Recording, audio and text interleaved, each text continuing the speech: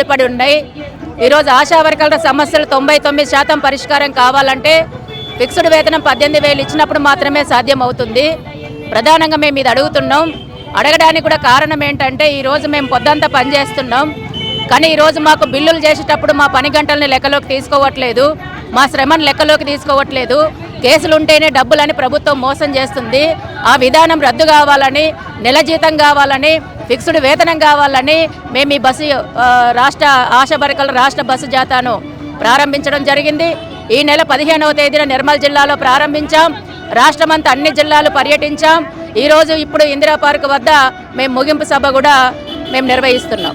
అంటే ఈ బస్ జాతరలో భాగంగా మీరు ఏం తెలుసుకోవడానికి వెళ్ళారు? బస్ జాతర మేము 2 అంశాల మీద ఈ బస్సు జాతర ఆశా వర్కర్ల సమస్య మీద గత 15 రోజుల నుంచి బస్ జాతర అయితే నిర్వహించారు. ఆ బస్ జాతరలో ప్రధానంగా వాళ్ళకు ఉన్న సమస్యలు ఏంటని చెప్పేసి దానికి సంబంధించిన నాయకులు ఉన్నారు. సార్, ప్రధానంగా ఏ సమస్యలు ఫేస్ చేస్తారు?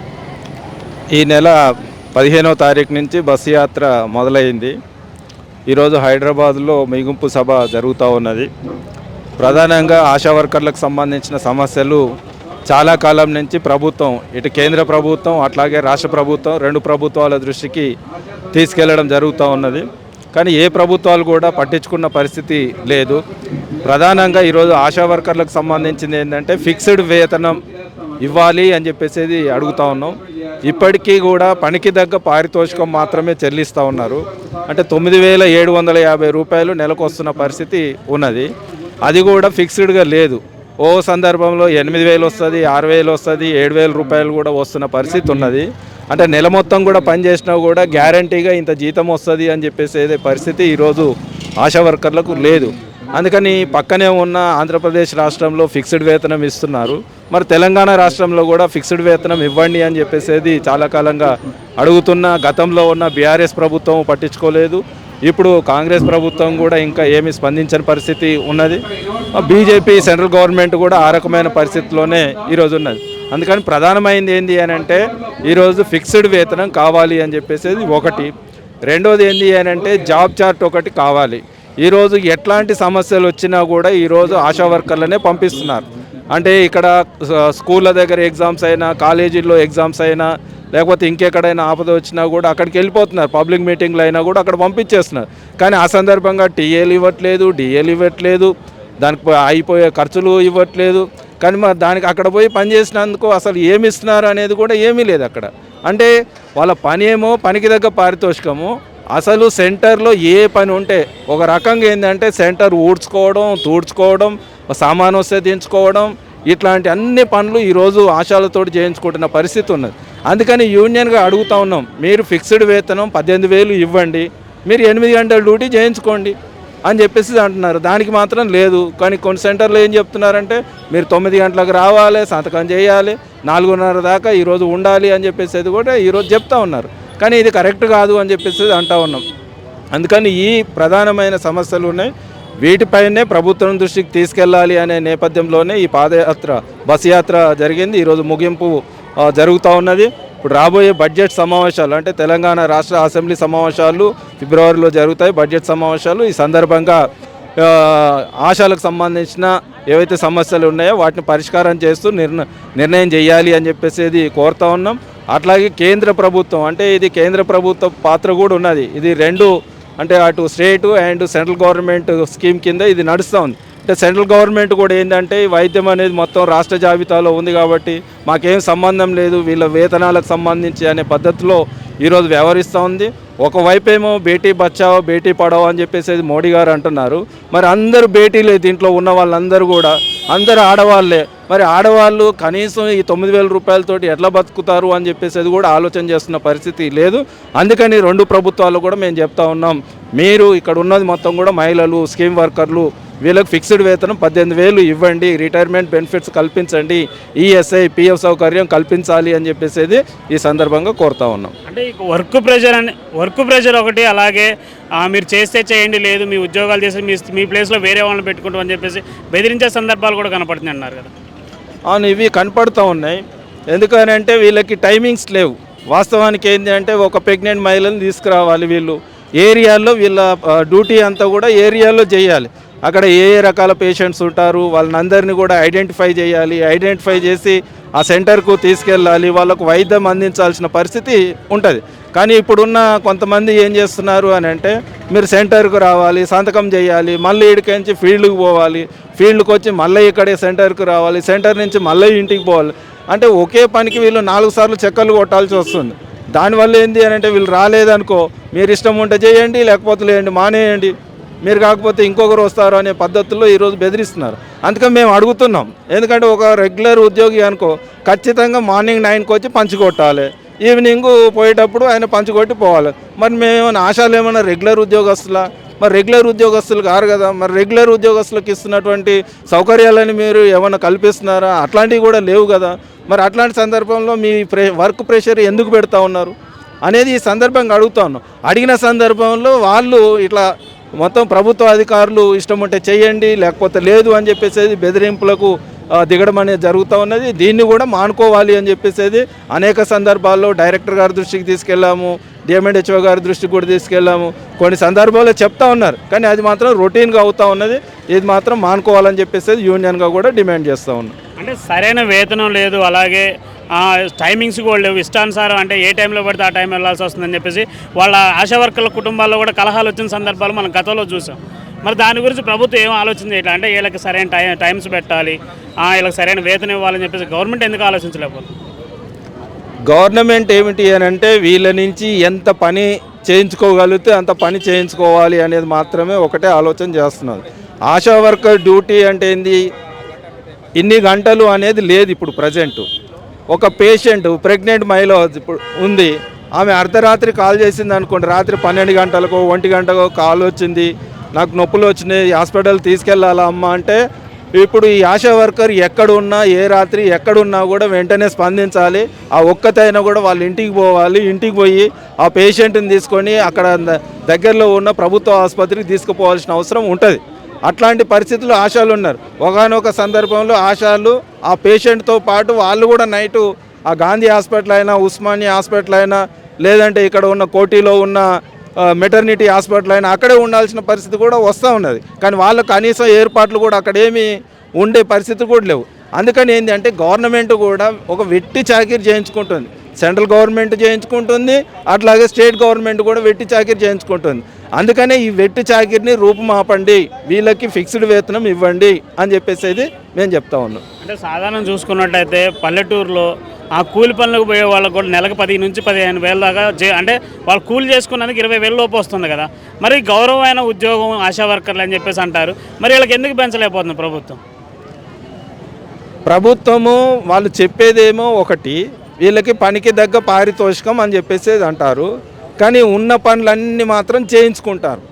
అందుకనే కదా మేము కూడా అడుగుతున్నాం, మీరు 24 hours 24 hours on duty ASHA workers అంటే 24 అవర్స్ ఫోన్ ఆన్లో ఉండాలి. ఏ క్షణం ఏ పేషెంటు ఎప్పుడు ఫోన్ చేస్తుందో, ఎప్పుడు మనం తీసుకొని పోవాలో అని చెప్పేసి ఆ రకంగా ఆలోచన చేస్తారు. మరి 24 అవర్స్ ఆన్ డ్యూటీ ఉన్నప్పుడు వాళ్ళకి ఒక లైఫ్ భరోసా అంటే ఒక జీవితం భరోసా, నేను ఈ డ్యూటీ చేస్తున్నాను కాబట్టి నాకు భరోసా ఉండాలి, నాకు ఫిక్స్డ్ వేతనం కావాలి అని. అందుకనే కదా ఈరోజు గవర్నమెంట్ ఆ రకంగా వ్యవహరిస్తున్నది కాబట్టి, అది స్టేట్ అయినా సెంట్రల్ అయినా, అందుకనే మేము ఈ ఫిక్స్డ్ వేతనం కావాలి 18,000 అని చెప్పేసి అడుగుతూ ఉన్నాం. అందుకని వెట్టి చాకిరి చేయించుకోవడాన్ని ఈరోజు గవర్నమెంట్ మానుకోవాలి. అంటే ఈ ముగింపు సభ తర్వాత కార్యాచరణ ఎలా ఉండబోతుంది ఆశా వర్కర్ల విషయంలో? ముగింపు తర్వాత కార్యాచరణ ఎలా ఉండబోతుందని చెప్పేసి ఇప్పుడు రాష్ట్ర నాయకత్వం అంతా కూడా ఇక్కడికి వస్తూ ఉన్నారు, వాళ్ళు ప్రకటిస్తారు. ఎందుకంటే మా జాతీయ అధ్యక్షురాలు గారు కూడా ఇక్కడికి వస్తున్నారు, మా రాష్ట్ర నాయకత్వం అంతా కూడా ఇక్కడ ఉంటుంది. ఉండి ఈ 15 రోజుల్లో ఏ జిల్లాల్లో వీళ్ళందరూ కూడా వెళ్ళారు, అక్కడ ఆశా వర్కర్లు ఎదుర్కొంటున్న సమస్యలు, వీళ్ళ నోటీస్కి ఏమొచ్చినాయి, దీన్ని కేంద్ర ప్రభుత్వం ముందు ఏవి దృష్టిలో ముందు పెట్టాలి, అట్లాగే రాష్ట్ర ప్రభుత్వం ముందు ఏవి పెట్టాలి అని చెప్పేసి రాష్ట్ర నాయకత్వం, ఎందుకంటే వాళ్ళు తిరిగి వచ్చారు కాబట్టి వాళ్ళు మొత్తం అన్ని చూశారు, వాళ్ళే ఈరోజు కార్యాచరణ భవిష్యత్తు కార్యాచరణ ఏంది అని చెప్పేసి మాత్రం ప్రకటన వాళ్ళు చేస్తారు. మండలం వచ్చేసి దోమ, విలేజ్ అయినకూరు. మేము 18 సంవత్సరాల నుంచి పని చేస్తున్నాము. మేము చేస్తున్న పనికి కనీస వేతనం మాత్రం ఇవ్వట్లేదు ఈ ప్రభుత్వం. ఎన్నెన్న పనులు చేయించుకుంటున్నది మాతో. ఎట్టి చాకిరి అంటే మరీ ఇంత ఎట్టి చాకిరి ఏ ప్రభుత్వం చేసుకుంటుందో ఏమో మాకు తెలియదు. కానీ మమ్మల్ని మాత్రం చాలా చాలా వెట్టి చాకిరి చేపించుకుంటున్నది. ఎందుకంటే మేము ప్రతిరోజు 24 గంటలు పూర్తిగా 24 గంటలు పనిచేస్తున్నాం. 24 గంటలు ఏంటంటే మేము ఇప్పుడు ఒక అర్ధరాత్రి ఏ నైటు ఏ టైంలో అయినా కానీ ఒక పురిటి నొప్పులు వచ్చిన ప్రెగ్నెన్సీ మమ్మల్ని ఇట్లా ఫోన్ చేయంగానే మేము అప్పటికప్పుడే వెళ్ళిపోతాం. మా ఇంట్లో పిల్లల్ని కానీ మా భర్తల్ని కానీ మా సంసారం కానీ ఎటువంటి ఆపదలో ఉన్నా కానీ పట్టించుకోకుండా మేము వెళ్ళి వాళ్ళ పురిటి నొప్పులు వచ్చిన వాళ్ళకు మేము సహాయపడుతున్నాం.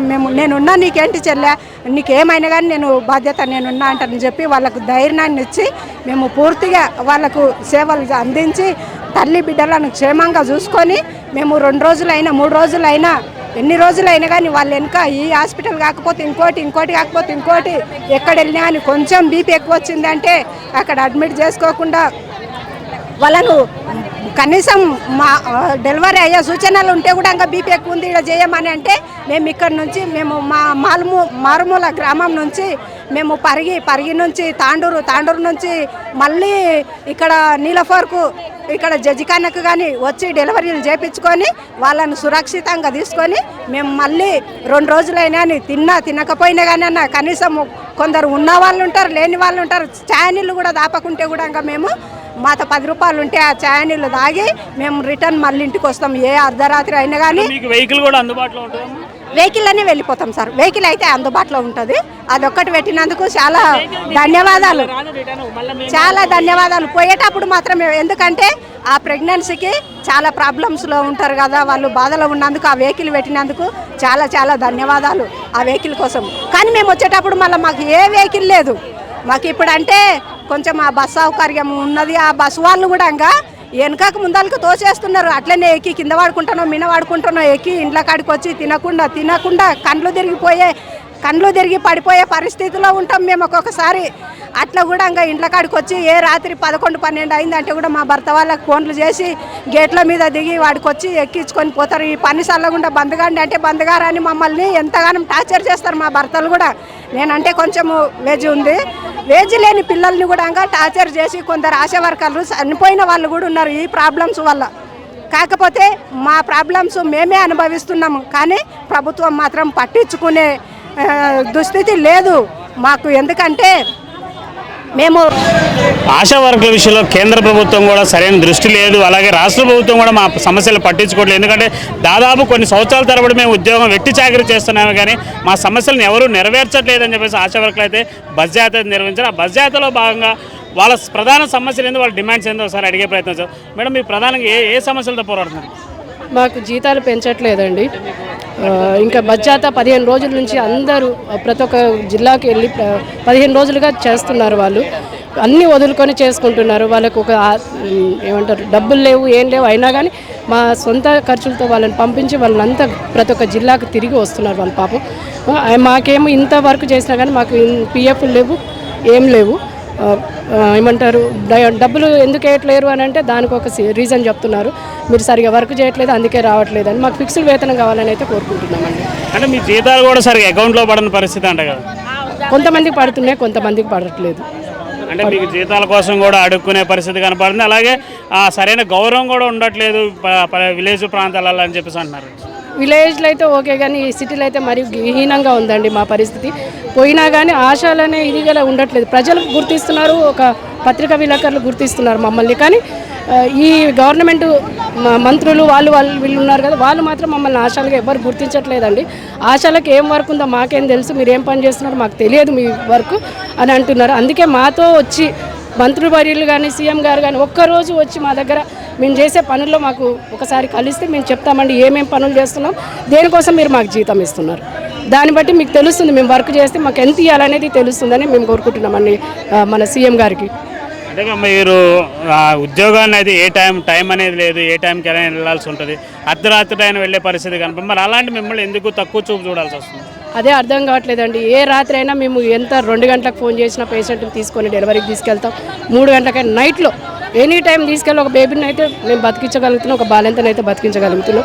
అయినా కానీ మమ్మల్ని ఎవరు అర్థం చేసుకోవట్లేదండి. మేము ఒక తల్లికి బిడ్డకు జన్మనిప్పించి మేము ఎంత సంతోషపడుతున్నామో మాకు అదే దీవెనలు అనుకుంటున్నాం, కానీ మంత్రుల నుంచి కానీ మన గవర్నమెంట్ నుంచి కానీ ఎవరైనా వేరే వాళ్ళ గురించి వాళ్ళ నుంచి అయితే మాకేం సపోర్ట్ లేదండి. ఓన్లీ మేము సిఐటి వాళ్ళని పట్టుకొని వాళ్ళ త్రూగానే మేము ముందుకు వెళ్తున్నాం. వాళ్ళు మా కొరకు చాలా కష్టపడుతున్నారు. మాకు 18,000 జీతం పూర్తిగా పెంచి 2025లో మాకు ఈ జీతం పెంచి మాకు ఇస్తే బాగుంటుందని అనుకుంటున్నామండి. కేంద్రం కూడా బేటీ బచావో బేటీ పడావో అన్నది. మరి ఇప్పుడు ఆడపిల్లలే సమస్యలలో ఉన్నారు కదా, మరి సమస్యలు కేంద్రం ఏమైనా పట్టించుకునే పరిస్థితి కనపడుతుంది? ఒక్కరిని కూడా పట్టించుకోలేదని మేము అంటున్నామండి. ఆశా వర్కర్ల తరఫున అయితే ఒక్కరికి ఏ న్యాయం జరగలేదండి. గవర్నమెంట్ నుంచి అయితే ఎవరికి ఒక డబుల్ బెడ్రూమ్ ఇల్లు రాలేదు. ఒక ఏదన్నా ఉన్నాయి సర్వీసులు అంటే అవన్నీ మాకు ఒక్కరికి కూడా ప్రతిఫలం లేదండి. మాకు ఆశాలకైతే ఏమీ లేదు. అమ్మ, గవర్నమెంట్ ఉద్యోగస్తులకైతే సరైన జీతాలు ఉంటాయని చెప్పేసి మాట్లాడుతున్నారు. మా కాడికి వచ్చేసరికి చాలా దారుణంగా ప్రవర్తిస్తుంది గవర్నమెంట్ అని చెప్పేసి అన్నారు. ప్రధానంగా మరి మీ ప్రభుత్వాన్ని ఏం డిమాండ్ చేయాలనుకుంటున్నారు? ప్రభుత్వాన్ని ఏం డిమాండ్ చేసేదంటే మాకు మా కష్టానికి తగినట్టు ఫలితం అడుగుతున్నామండి. మేము ఆయన వేస్ట్గా మేము ఇంట్లో కూర్చొని మామూలుగా నువ్వు మాకు జీతాలు ఇవ్వని అయితే అడుగుతలేము కదా. మేము ఎంత కష్టం చేస్తున్నాం దానికి ఫలితాలు అడుగుతున్నారు. మా ఇంట్లో వాళ్ళు కూడా అడుగుతున్నారు, నువ్వు పొద్దున్న నుంచి సాయంత్రం దాకా వెళ్తావమ్మా, అంత కష్టం ఏం చేసి వస్తున్నావు, నీకు అంతగానం లక్షల జీతాలు ఎవరు ఇస్తున్నారు అని మమ్మల్ని ఒత్తిడి చేస్తున్నారు ఇంట్లో. అట్లాంటప్పుడు ఈయన మహిళలకు ఎంతో హెల్ప్ చేస్తున్నానని చెప్పినప్పుడు ఈయన మహిళలను గుర్తించకుండా ఇప్పుడు మమ్మల్ని రోడ్ల మీద దించి ఇట్లా ధర్నాలు చేయించడం ఆయనకి ఎంతవరకు న్యాయం ఇది?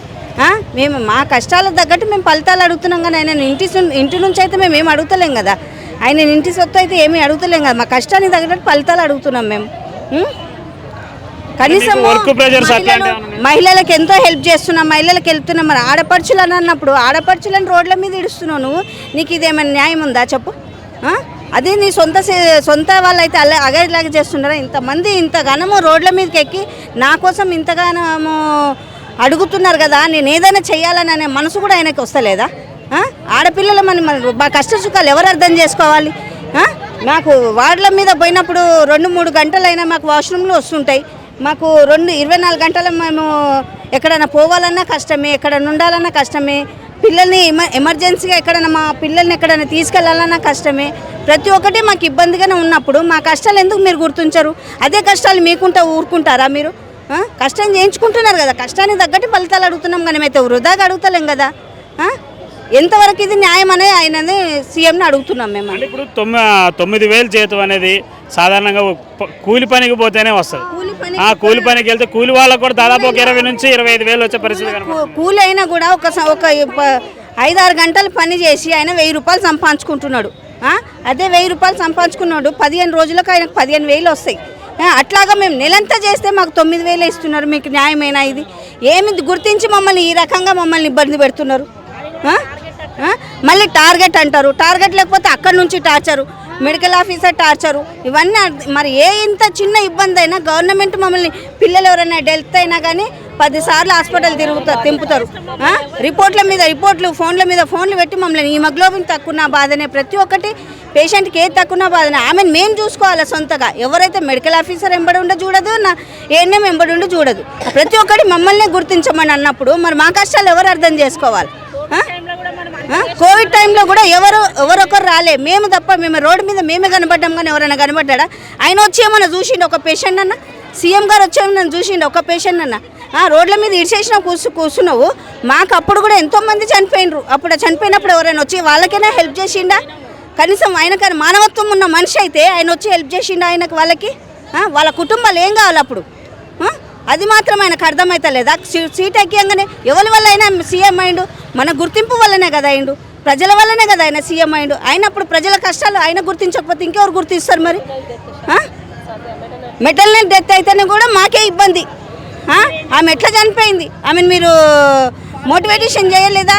ఆమె ఎందుకు హిమోగ్లోబిన్ తక్కువైంది, ఆమెకు బీపీ ఎట్లా తక్కువైంది, అవన్నీ అడగడము. ఇప్పుడు ఆమె ఇంట్లో ఉండి ఆమెను మేము చూసుకునేది మేము చూసుకుంటాము. కనీసము వాళ్ళు కూడా రెస్పాన్స్ కావాలి కదా మనకి. ఆ పేషెంట్ కూడా కనీసం మాకు కూడా ఇబ్బందులు పెడుతుంటారు వాళ్ళు కూడా. అంటే రానున్న రోజుల్లో మేము సమస్యలు తీరాలంటే ప్రభుత్వం ఎలాంటి ఆలోచన చేయాలండి? వాళ్ళు చెయ్యాలా? ఇంకెంతగానో మమ్మల్ని ఇబ్బంది పెడుతుంటారు వాళ్ళు. ఎన్ని సర్వేలను చేయాలా? అక్కడ జిహెచ్ఎం నుంచి అంటారు, లెప్రసీ అంటారు, డెంగ్యూ సర్వేలు అంటారు, ప్రతి ఒక్కటి చేస్తున్నాము. వాళ్ళు మనిషిన్న మానవత్వం మనిషితోని వాళ్ళు చేయించుకున్నప్పుడు సేవ మాకు చేయించుకున్న సేవకు తగ్గట్టు ఫలితం వాళ్ళు కూడా ఇవ్వాలి కదా. మీది సేవ అనే దానికంటే వెట్టి చాకిరి అంటే మంచిది. వెట్టి చాకిరి చేస్తున్నారు, వెట్టి చాకిరి అంటున్నారు, సేవ అంటారు. మేము చేసేది సేవ అని అంట మరి ఇంట్లో అవ్వుకుంటారా సేవలు చేసుకుంటూ పోతే? ఇళ్ళలో ఊకుంటారుగా, మాకు ఇళ్ళలో కిరాయిలు కట్టుకునేది ఉంటే 9,000 ఏం సరిపోతుంది కిరాయి? అన్నీ ప్రతి ఒక్కటి రేటు పెరిగినాయి. ఆయనకు కూడా తెలియదా? ఆయనకు కూడా తెలుసు, కూర్చున్న కాడికి అన్నీ తెలుసు. ప్రతి ఒక్కటి కిరాయిలు పెరిగినాయి, కూరగాయల రేట్లు పెట్టినాయి, ప్రతి ఒక్కటి పెరిగినాయి అండి. ఆయనకు కూడా ఆయన పెంచేదే కదా అది కూడా. మరి పెంచినప్పుడు మళ్ళీ ఈ సాలరీ పెంచడానికి ఏమి ఇబ్బంది అవుతుంది ఆయనకి? ప్రతి ఒక్కరిని గుర్తించినప్పుడు మా ఆశా వర్కర్లను ఎందుకు గుర్తించలేరు? మేము చేసేది మేమంతా వేస్ట్గా కనిపిస్తున్నామా వాళ్ళ కళ్ళకి? షాకిట్ చేసుకోనికేమో మనుషులు, పెంచడానికేమో వేస్టా మేము? అయితే గవర్నమెంట్ కింద పని చేస్తూ కూలి పనుల కంటే దారుణంగా ఉన్నాయి. దారుణమా మరీ దారుణం ఉంది. ఆయన మనిషి అయితే మంచి మనసుతోనే ఆయన అర్థం చేసుకోవాలి, అంతే. ఇక అవి తెమ్మడ పరీక్షకు ఆ తెమ్మడ పట్టిన బాక్స్ కూడా మేమే తీసుకొని పోవాలండి. అది అందులో బ్లౌజులు ఉండవు, ఏముండవు. మళ్ళీ వాళ్ళ రోగం మాకు వస్తే మాకెవరు బాధ్యులు? అది కనిపెట్టాలి. వానికి ఏమన్నా టీబీ ఉందంటే వాడి హాస్పిటల్కి వెళ్ళి దగ్గి తెమ్మడ పట్టుకొని ఆడ పరీక్షించుకోవాలి, అవునా కదా? మేము వాళ్ళ ఇంటికి వెళ్ళి వాని తెమ్మడ తీసుకొని మేము తీసుకుపోయి హాస్పిటల్ ఇవ్వడం అనేది ఎంతవరకు కరెక్టు?